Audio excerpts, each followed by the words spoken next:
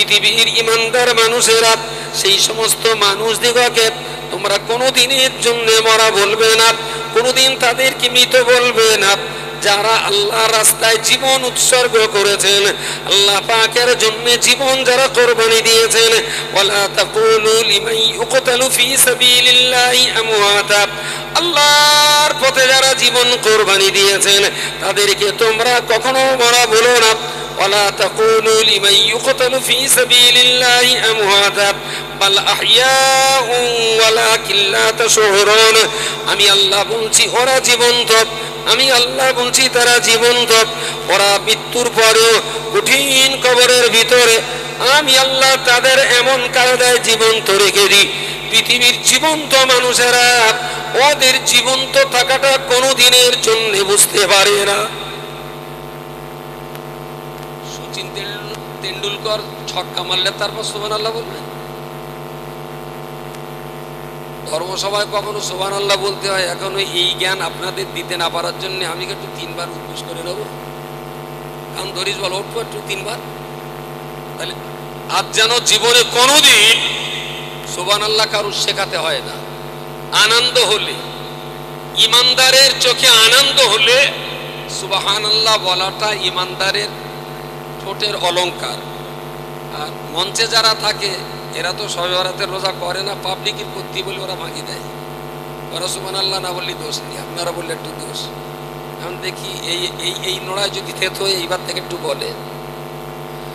আল্লাহ বললেন সেই সমস্ত মানুষ যারা দ্বীনের পথে, ইসলামের পথে জীবন কোরবানি দিয়েছেন ওদের তোমরা মরা বলো না। আমি আল্লাহ বলছি আহইয়াউন, ওরা জীবন্ত, ওয়ালাকিন লা তাশউরুন, আর এই সমস্ত মানুষ মরার পরেও কবরে কি করে জ্যান্ত থাকে, পৃথিবীর জ্যান্ত মানুষেরা ওদের জীবন্ত থাকাটা কখনো বুঝতে পারে না। সুবহানাল্লাহ। আমরা যতই ভাবি যে কি করে আছে কবরের ভেতরে জ্যান্তা, তাহলে খায় কি, ইস্যু লাগলি কোথায় যায়, ওদের কি টয়লেটের দরকার হয় না, গা হাত পা ধোয় কোথায়, এত শীতে কি কবরে গিজার টিজার আছে নাকি? জ্যান্ত মানুষ ভেবে চিনতে তাদের জীবন্ত থাকাটা কোনো মতেই বুঝতে পারবে না। ওয়ালাকিন লা তাশউরুন, এরা যতই ভাবুক এদের সব ভাবনা বিফল হবে, ওদের যুক্তিতর্ক বুদ্ধি দিয়ে ওরা ভাবতে অপারগ। শুধুমাত্র আমি আল্লাহ বলেছি এই কথাটার উপরে বিশ্বাস করি, তারাও বিশ্বাস করবে। আমার জ্ঞানে, আমার কাগজে, আমার মগজে, আমার আকলে, আমার বিবেকে আমি বুঝতে না পারলেও আল্লাহ যখন বলেছেন তারা জ্যান্ত, তো আমি ইমানদার বলছি আমার আল্লাহ বলেছেন জ্যান্ত, তো তারা অবশ্যই কবরের মাটিতে জীবন্তই আছেন। সুবহানাল্লাহ। মানুষের মগজ দিয়ে সব জিনিস বোঝা যায় না, সব জিনিস বোঝা যায় না। অন্ধের মতো দুটো জায়গায় বিশ্বাস করতে হবে। আমি একবার বলবো না যে আপনি আমাকে অন্ধের মতো বিশ্বাস করুন, আমি একবার বলবো না ওলি, আল্লাহ, গৌস, কুতুব, সুফি, দরবেশ, ইমাম, মুয়াজ্জিন, খতিব, মুসল্লি, ডাক্তার, মাস্টার, ইঞ্জিনিয়ার, এদের কাউকে অন্ধের মতো বিশ্বাস না করলে ঈমান যায় না। কিন্তু আল্লাহ আর আল্লাহর নবীকে অন্ধের মতো বিশ্বাস না করলে বেঈমান হতে হয়। শুধু এই দুটো জায়গা, যুক্তি, তর্ক, বুদ্ধি, বিবেক, জ্ঞান, গরিমা সমস্ত কিছুকে জলাঞ্জলি দিয়ে আল্লাহ যা বলেছেন সেটা সঠিক, আল্লাহ রাসূল যেটা বলেছেন সেটাও সঠিক, এই দুইটা জায়গা ছাড়া পৃথিবীর আর কোন জায়গায় আমি অন্ধ হতে রাজি না। আমার কথা কি ক্লিয়ার? অন্য লোক কথা বললে একটু যাচাই করবো, বাছাই করবো। একজন বললে এটা কোরআনে আছে, আমি একটু দেখে নেব 30 পারার ভেতরে আছে না 32 পারার বাইরে আছে। কথা বলছেন? আজকাল এমন এমন আয়াত পড়ে ব্যাখ্যা হচ্ছে যা 30 পারার ভেতরে পাওয়া যাবে না। জিবরাইল যদি জিজ্ঞেস করা হয়, হুজুর তুমি তো আল্লাহর আরশ থেকে কোরআন নিয়ে এসেছিলে, তা দেখো দিন এইটা করবে তোরা আছে? জিবরাইল বলল আমি তো এরকম আনিনি, ওরা কোথায় পেয়েছে? আরবিতে বলছে তো পাবলিক ভাবছে কি যে আরবিতে যখন হচ্ছে তাহলে কোরআন শরীফ, কিন্তু আমার যখন আল্লাহ কিঞ্চিত পরিমাণ চোখ দিয়েছে, আমি একবার দেখে নেব যে ওটা 30 পারার ভেতরে না 32 পারার বাইরে। এখন বহু বক্তাদেরকে আমরা 30 পারার বাইরে এরকম পড়তে শুনছি।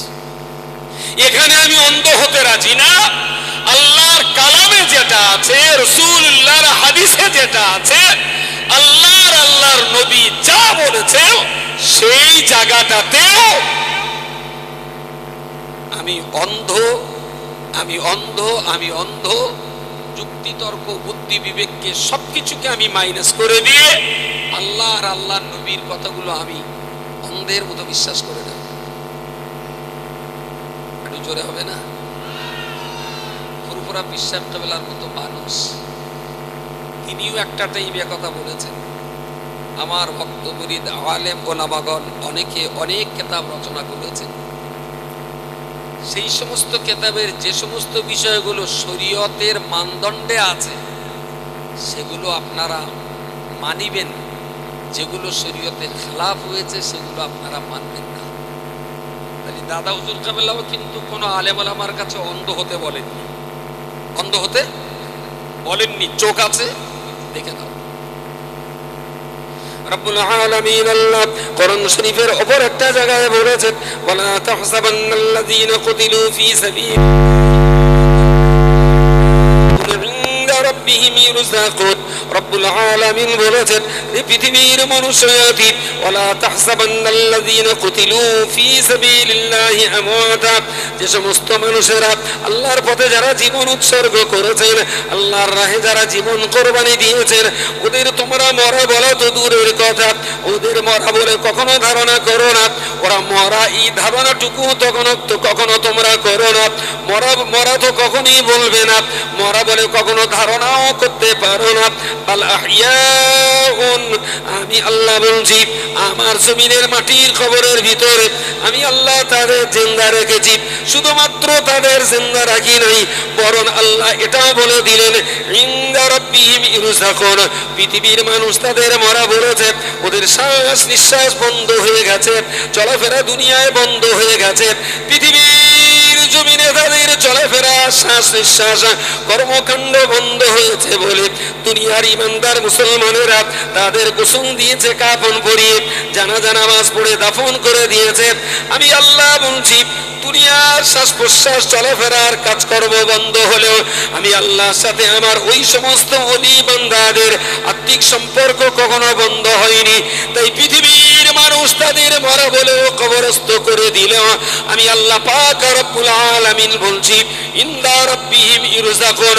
জগতের মানুষ তাদের কবর দিয়েছে, আমি আল্লাহ পাক রব্বুল আলামিন ওই সমস্ত আল্লাহওয়ালা বান্দাদের কবরের ভিতরে আমার পক্ষ থেকে রুটি রুজি রেজেক দিয়েই আমি আল্লাহ কবরের মাটিতে তাদেরকে খাইয়ে থাকি। ইনদা রাব্বিহিম ইরযাকুন, আল্লাহর পক্ষ থেকে তারা রিজিক পায়। কাদের জন্য? ইসলামের জন্য যারা জীবন কোরবানি দিয়েছেন, ইসলামের জন্য যারা জীবন উৎসর্গ করেছে। একেবারেই সরাসরি কোন শহীদ বান্দার কবর বলতে যেটা আমরা দেখেছি, যারা হাজী সাহেব মক্কা শরীফে মদিনা শরীফে যান তারা একেবারে সরাসরি সাইয়্যিদুস শুহাদা হযরতে হামজা রাদিয়াল্লাহু আনহু কবর তারা জিয়ারত করার সুযোগ পান। আরো অনেক শহীদ আছে, তার পাশেই রয়েছেন মুসাআব বিন উমাইর রাদিয়াল্লাহু আনহু। এই সমস্ত ওলি আল্লাহদের মাজার বা শহীদ বান্দাদের মাজার জিয়ারত করার সুযোগ হাজী বান্দাদের নসিবে হয়। যারা দেশ সফর করেছেন তারা পৃথিবীর হয়তো বা আরো অনেক অনেক শহীদ বান্দাদের কবর জিয়ারতের সুযোগ পেয়েছেন।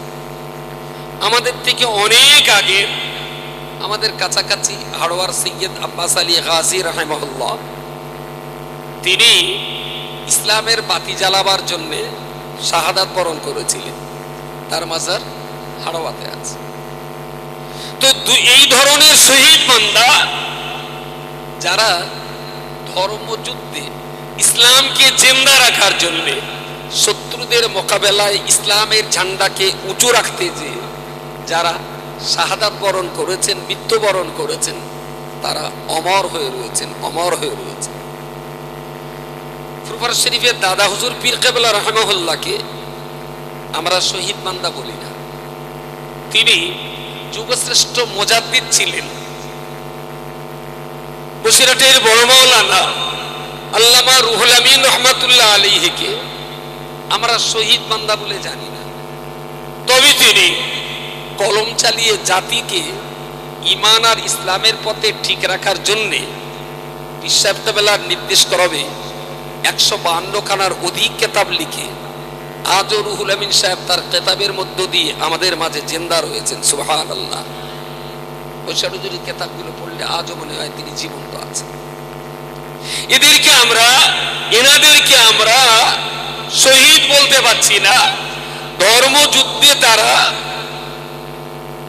মৃত্যুবরণ করেননি, তাদের ইন্তেকাল ধর্মযুদ্ধে হয়নি, স্বাভাবিকভাবে ইন্তেকাল হয়েছে। তবে আল্লাহর বান্দা মনে রাখুন, ফুরফুরা শরীফের মুজাদ্দিদুজ জামান কুতুবুল আ'লাম আলা হযরত মরহুম মাগফুর আবু বকর সিদ্দিকী আল কুরাইশি রাহমাতুল্লাহ আলাইহি, তিনি আমাদের দেশের বাংলা ভাষাভাষী মনুষ্য জাতির মাঝখানে আল্লাহ পাক রব্বুল আলামিন তাকে মুজাদ্দিদ করে পাঠিয়েছিলেন। বাচ্চা বয়সে দাদা পীর কেবলার আম্মা জান পরিবারের মানুষেরা ফুরফুরা দাদা হুজুর পীর কেবলাকে ব্রিটিশ ইংরেজের কেজি স্কুলে ভর্তি করেছিলেন। দিনের শিক্ষা দেওয়ার পূর্বে, ইসলামের জ্ঞান দেওয়ার পূর্বেই তাকে ব্রিটিশ ইংরেজের ইংরেজি শিক্ষার স্কুলে ভর্তি করা হলো। পীর সাহেব কেবলা একদিন মায়ের কোলজুড়ি ঘুমিয়ে আছেন। দাদা পীর কেবলার বয়স তখন মাত্র 4 বছর। 4 বছরের বাচ্চা ছেলেটা দাদা পীরের মাম্মা, দাদা পীরের আম্মা মুহাব্বাতুন্নিসা রাহমাতুল্লাহ আলাইহা ওনার বুক জড়িয়ে শুয়ে আছেন। গভীর রাত্রিবেলাতে পীর সাহেব কেবলা শিশু বাচ্চা ছেলেটা আচমকা কান্নায় চিৎকার করে উঠলেন। মায়ের ঘুমটা ভেঙে গেল। বাচ্চাটাকে বুকের মাঝখানে জড়িয়ে ধরে কান্না থামাবার চেষ্টা করছে। বাচ্চা ছেলে আমার কোনো মতেই কান্না বন্ধ করছে না। বাবা, তোমার কি কোনো পোকামাকড়ে কামড়েছে? উনি বললেন না না। তোমার কি ক্ষুধার কষ্ট হচ্ছে? উনি বললেন না। পেটের ভিতরে জ্বালা যন্ত্রণা? উনি বললেন না। স্বপ্নের ভিতরে কি ভয় পেয়েছ? উনি বললেন না। মা কোনো মতেই কান্না থামাতে পারছে না। তাহলে ক্ষুধা পাইনি, কোনো কিছুই তোমায় কামড় দেয়নি, তোমার পেটে কোনো কষ্ট নেই, স্বপ্নে তুমি কোনো ভয় পাওনি, তাহলে তোমার এই কান্নার কারণ কি হতে পারে? দাদা পীর কেবলা 4 বছরের বাচ্চা ছেলেটা আবু বকর তার মায়ের কোল জড়িয়ে গলা জড়িয়ে বললেন, আম্মু, আমি আজ রাত্রিবেলাতে আপনার বুক জড়িয়ে আমি ঘুমিয়েছিলাম। গভীর ঘুমের ভিতরে আমি আচ্ছন্ন ছিলাম। হঠাৎ করে স্বপ্ন যোগে দেখতে পেলাম আমাদের গ্রামে একজন মাইয়িত হয়েছে, তার জানাজা নামাজ পড়া হবে। আমি শুনতে পেলাম এই জানাজার ইমামতি করবেন দিন ও দুনিয়ার বাদশা সাইয়্যিদানা নবিয়ানা মুহাম্মদুর রাসূলুল্লাহ সাল্লাল্লাহু আলাইহি ওয়াসাল্লাম, তিনি জানাজার ইমামতি করবেন। আমি আর কালাম বিলম্ব করলাম না, আমিও তার পিছনে জানাজা নামাজ পড়ার জন্য জানাজার কাতারে দাঁড়িয়ে গেলাম। আমার মনে একটু ইচ্ছা হলো, নবী পাক যখন এই জানাজার ইমামতি করবে, আমি 4 বছরের বাচ্চা ছেলেটা আমি যে কোনো উপায়ে রাসূলুল্লাহর সঙ্গে একটু সাক্ষাৎ করব।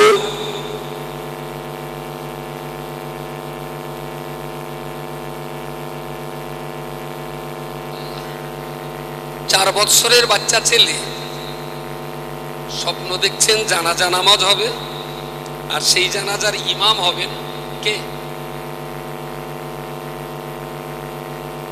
আমি কি ভাষণের নাম জিজ্ঞেস করেছি? কবরে গেলি ওই কথাটা না বলতে পারলে তো জাহান্নাম। অন্তত এখন থেকে একটু বলা অভ্যাস করেন। দাদা হুজুর কেবলা বুঝলেন যে জানাজার ইমামতি করবেন কে? জোরে বলুন, রাসূলুল্লাহ সাল্লাল্লাহু আলাইহি ওয়াসাল্লাম। এই কথা যদি আপনার ঠোঁটে না বেরোয়, বারবার এই কথাগুলো বলা অভ্যাস নেশায় পরিণত করুন, তাহলে মরণের সময় নেশার ঘোরে মুখ দিয়ে কলমা বেরিয়ে যাবে। যদি অভ্যাস না থাকে, যদি নেশা না হয়, আরে নেশা তো বিড়িতে, নেশা তো তামাকে, নেশা তো খৈনিতে। আর আমি বলছি খৈনি, তামাক, বিড়ি, হিরোইন, এতে যত না নেশা আছে তার চাইতে অনেক অনেক বেশি নেশা আছে আল্লাহর নবীর ইশক আর মহব্বতে। হিরোইনের নেশা ছাড়ানো যতটা সহজ, বাকায়দা একজন নামাজির নামাজ ছাড়ানোটা অতটা সহজ না। আমার কথা বলা যায়নি? একজন বাকায়দা নামাজিকে, যিনি 14 বছর 12 বছর থেকে নামাজ ধরেছেন, 70 বছর পর্যন্ত নামাজ পড়েছেন, এরকম একটা নামাজি লোককে বলবেন তিনি 5 দিনে একদিনের 5 ওয়াক্ত নামাজ ছাড়ুন, 1 লাখ টাকা দেবো, ছাড়ে কি? আমার কথা বোঝা যাচ্ছে? নামাজি লোকের 1 লাখ টাকা দিলে একদিন নামাজ বন্ধ করবে বলে মনে হয়?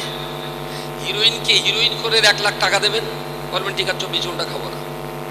নেশা বেশি কার? নেশা বেশি কিসের?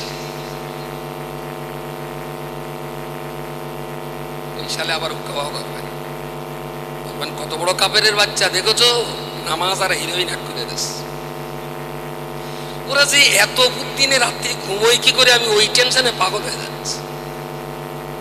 1.5 কিলো মাথা, 1.5 কুইন্টাল বুদ্ধি, বিশাল বুদ্ধি। এই বুদ্ধি নিয়ে ওরা ঘুমোয় কি করে? ইশাকবেলা বললেন, শুনলাম নামাজে একজন মারা গেছেন, জানাজা হবে, আর ইমামতি করবেন রাসূলুল্লাহ সাল্লাল্লাহু আলাইহি ওয়াসাল্লাম। কাতারে দাঁড়ালাম, মনে হলো হুজুর যখন এই জানাজায় এসেছেন, আমাকে তো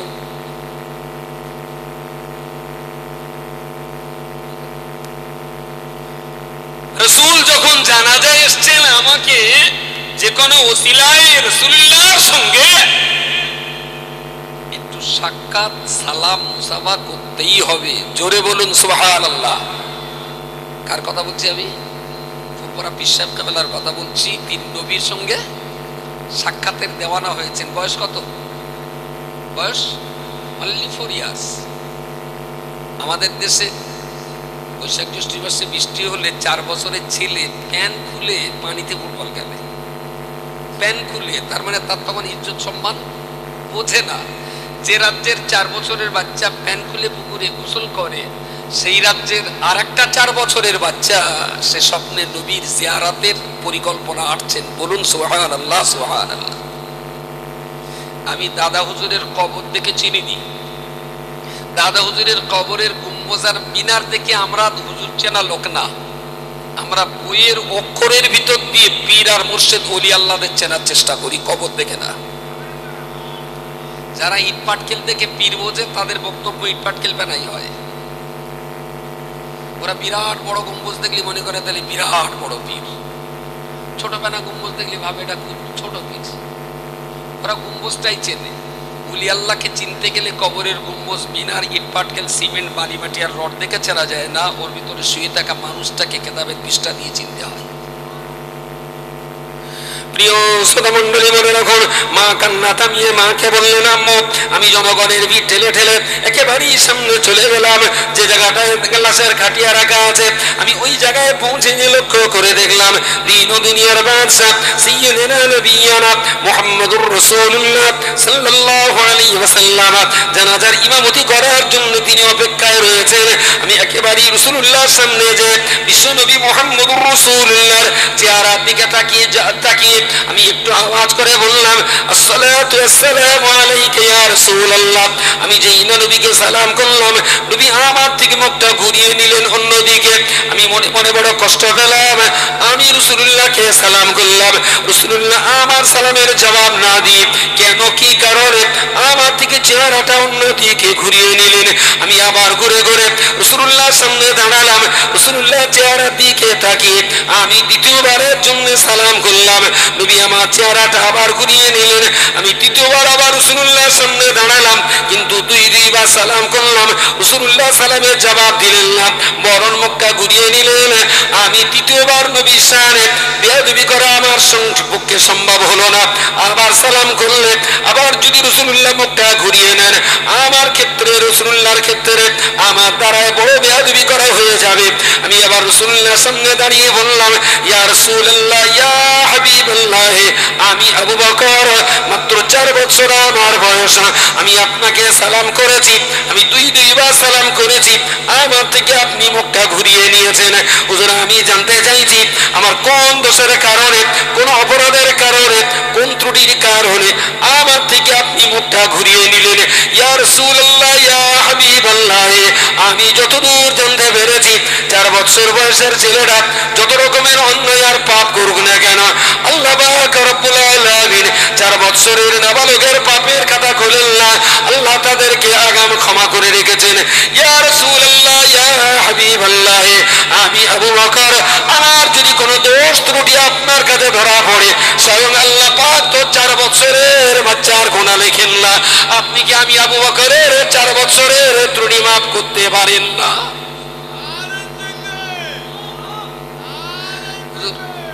আমার বয়স তো মাত্র 4 বছর, সত্যি কি আমি অপরাধী?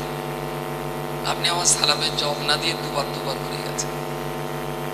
সত্যি যদি আমি অপরাধী হই, তাহলে আল্লাহ তো নাবালকের গুনাহ আগাম ক্ষমা করে রেখেছেন, আপনি কি আমাকে ক্ষমা করা যায় না? বিশাল কেবলা মাকে বললেন, আম্মু আমি যেই না রাসূলুল্লাহকে এই কথাটা বললাম, নবী আমার বুকের মাঝখানে জড়িয়ে ধরে বললেন, বাবা আবু বকর, আমায় বুকের ভিতরে জড়িয়ে ধরে বললেন, বাবা আবু বকর, আমি নবী মুহাম্মদুর রাসূলুল্লাহ সাল্লাল্লাহু আলাইহি ওয়াসাল্লাম, আমি কেন তোমার উপরে ক্ষোভ করতে যাব? আমি কেন তোমার উপরে রাগ করব? কেন বা তোমার ত্রুটি আমি ধরতে যাব? আসলে তোমার চেহারা দেখলে আমার বড় কষ্ট হয়, তুমি আমার সামনে আসলে আমার বড় কষ্ট হয়, কারণ আমি জানতে পেরেছি আল্লাহ পাক রব্বুল আলামিন তোমার মতো আবু বকরের দ্বারাতে এই বাংলার লক্ষ কোটি জাহান্নামের পথের প্রতীক বান্দাদিগকে আমার আল্লাহ পাক রব্বুল আলামিন তোমার দ্বারাতে আমার আল্লাহ কোটি কোটি জাহান্নামী বান্দাদিগকে আল্লাহ পাকের জান্নাতের রাস্তা ধরিয়ে দেবেন। জোরে জোরে বলুন সুবহানাল্লাহ।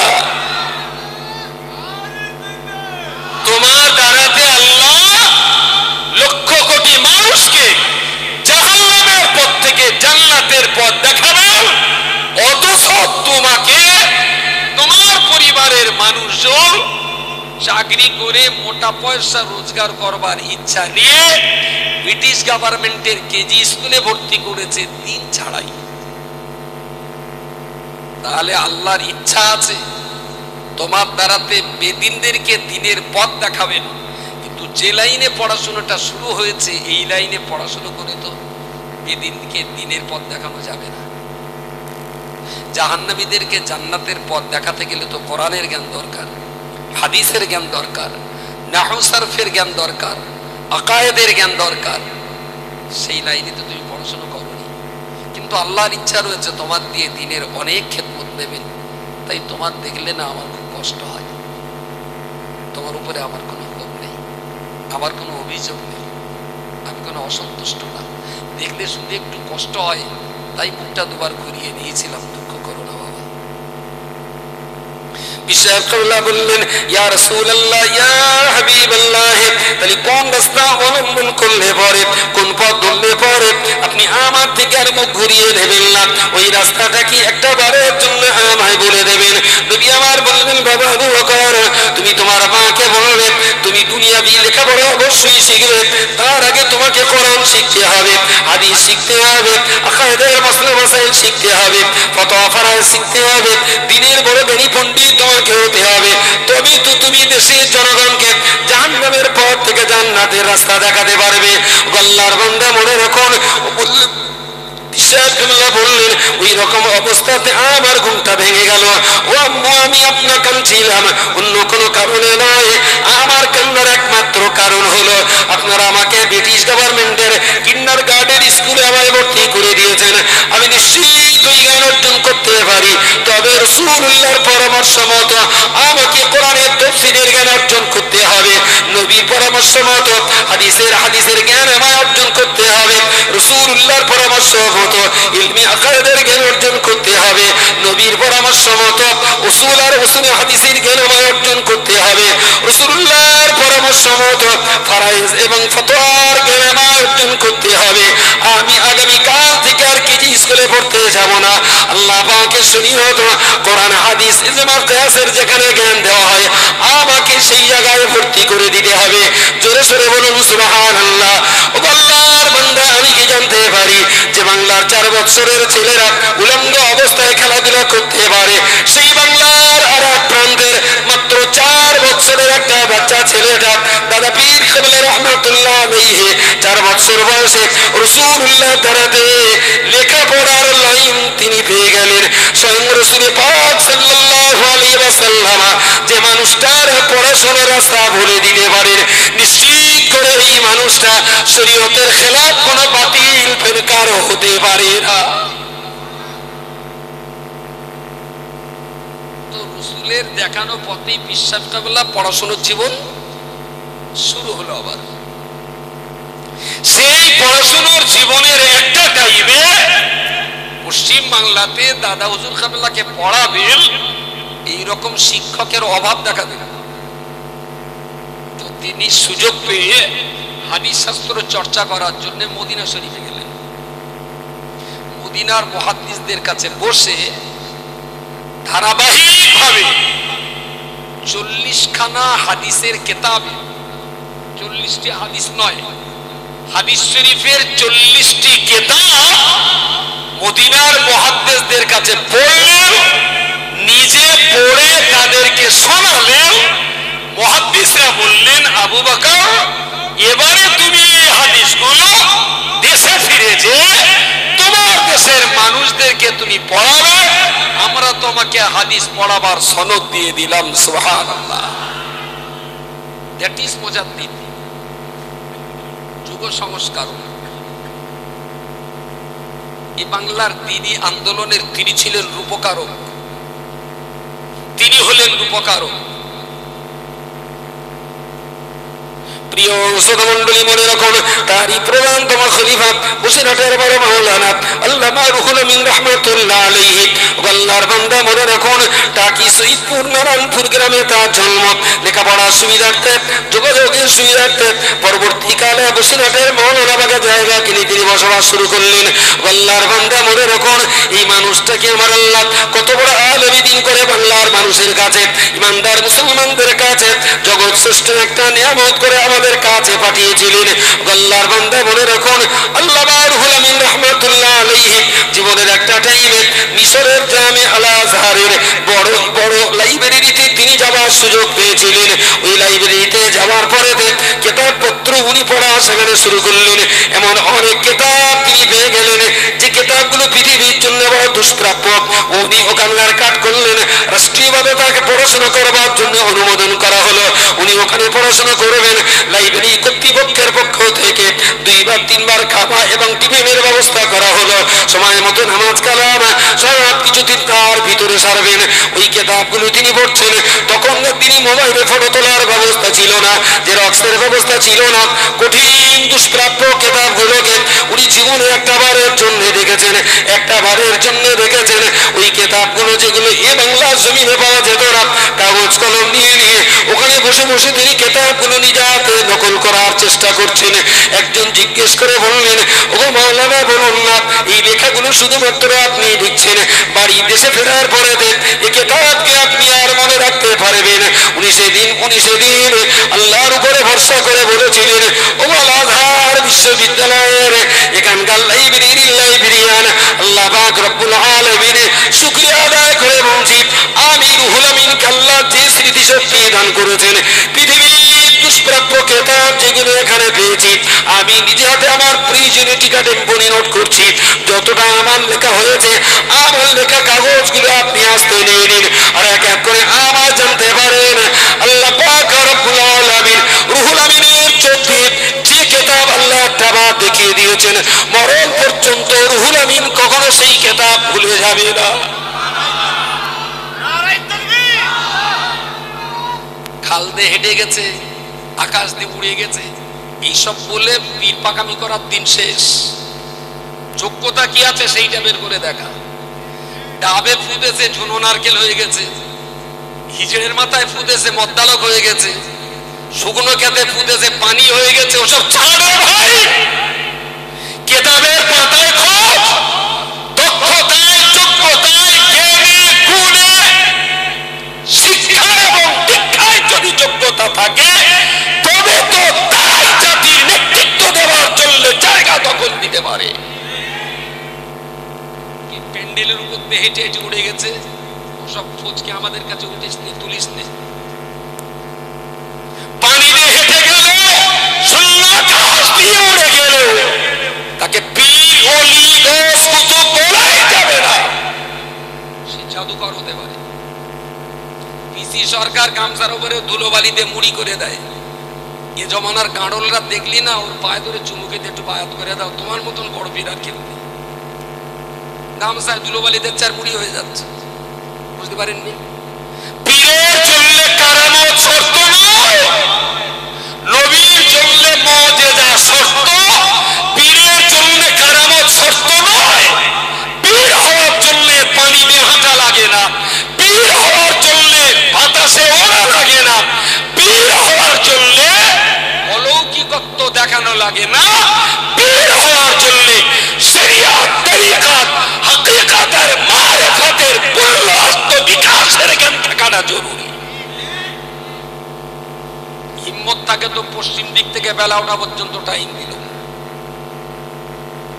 পীরের জন্য কোনো অলৌকিক কারামত কোনো জরুরি নেই, তার কারামত তার কেতাব। ইমামে আজম আবু হানিফাকে কেউ কখনো কিন্তু বলে না শাহ সুফি পীরে কামেল আবু হানিফা। আবু হানিফা হুজুরের নামে কখনো পীরে কামেল, পীরে কামেল। তো তাকে আমরা সবাই বলি ইমামে আজম, পীরে কামেল কেউ বলি। তো ওনার কাছে একজন মা তার এক বাচ্চাকে দিয়ে গেলেন যে আপনি জ্ঞানী গুণী বিচক্ষণ মানুষ, তো আপনি আপনি আপনি আমার এই বাচ্চাটাকে আপনার কাছে একটু লেখাপড়া শেখান। ভালো, সম্ভবত সন্দেহ হচ্ছে হয়তো ইমামে আজম হবেন, না হলে ইমাম গাজ্জালি হবেন। যাই হোক, বুড়ো হয়ে যাচ্ছে তো ব্রেনের কমজোরি হচ্ছে। তো ঠিক আছে, ওই মা মাঝে মাঝে আসে, বাচ্চাটার খোঁজ নেয়, আবার যায়, আবার আসে, আবার যায়। 2-3 বছর পরে বলছে হুজুর আমি এতদিন আপনার কাছে আসছি কিন্তু আপনার কোনো কারামত দেখলুম না, তা আমার ছেলে আপনার কাছে লিখে লাভ হবে না। ছেলে